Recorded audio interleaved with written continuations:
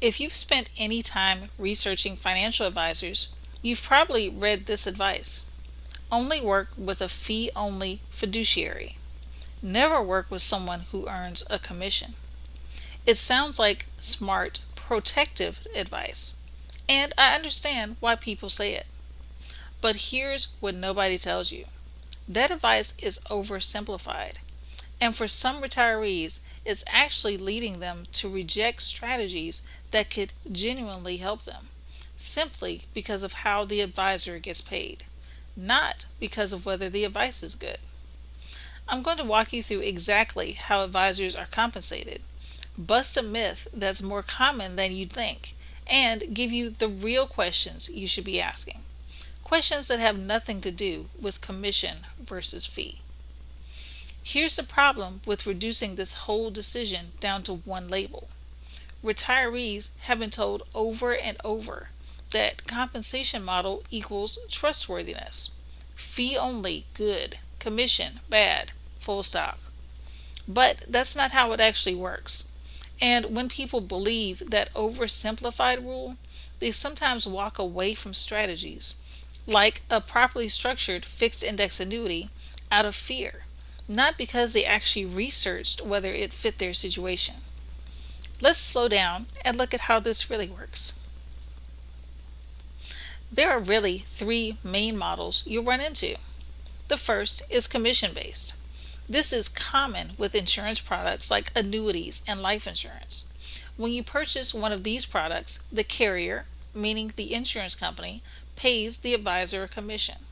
That commission does not come out of your account. It doesn't reduce the money you have working for you.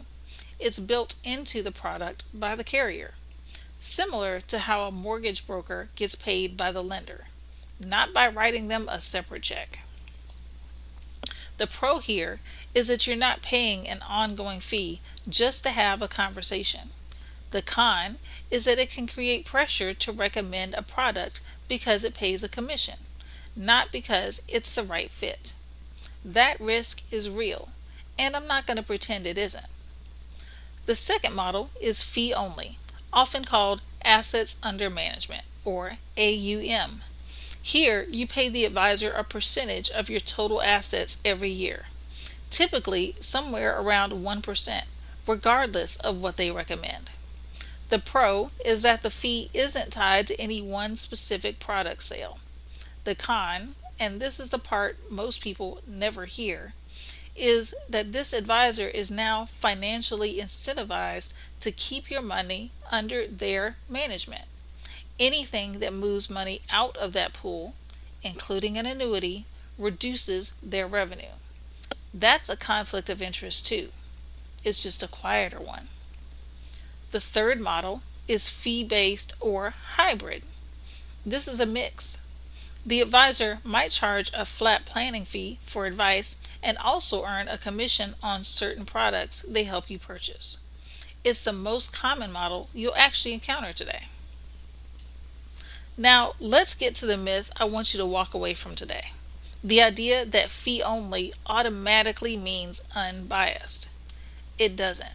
Every compensation model has a built in incentive. The commission based advisor is incentivized to sell a product. The fee only advisor is incentivized to keep assets under management.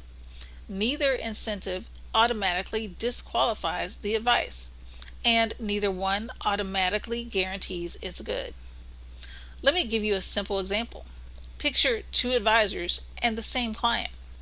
The client has enough saved that a guaranteed income stream, something a fixed index annuity is specifically designed to provide, would generally reduce their risk in retirement.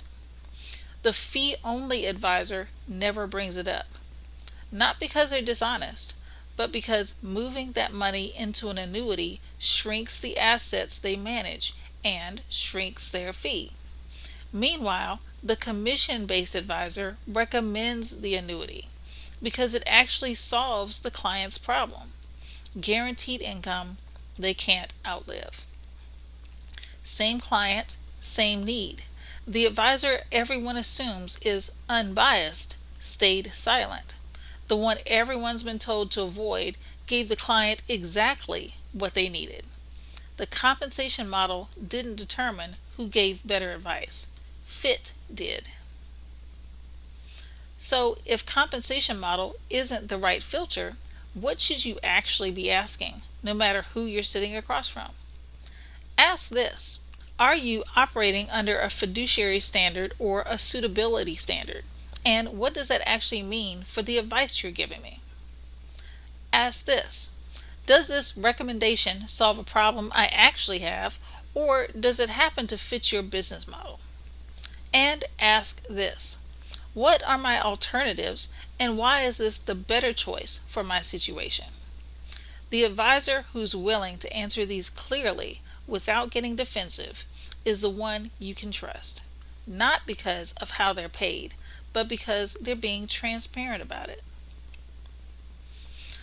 I'll be transparent with you the same way I'd ask any advisor to be transparent with you.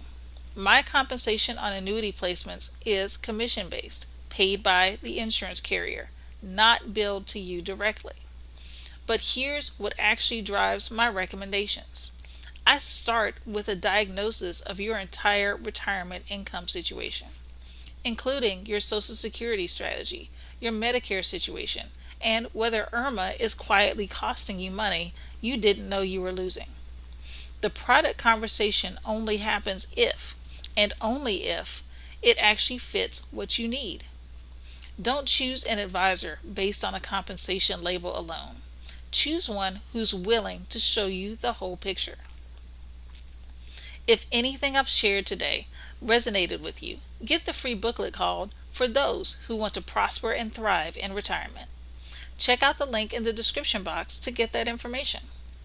If you found this video helpful, please give it a thumbs up.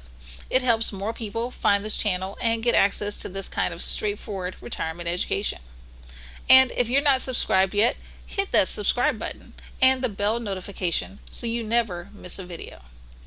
I'm Shonda Prescott, and this is Retirement Security Simplified, where we specialize in turning confusion into confidence, one conversation at a time.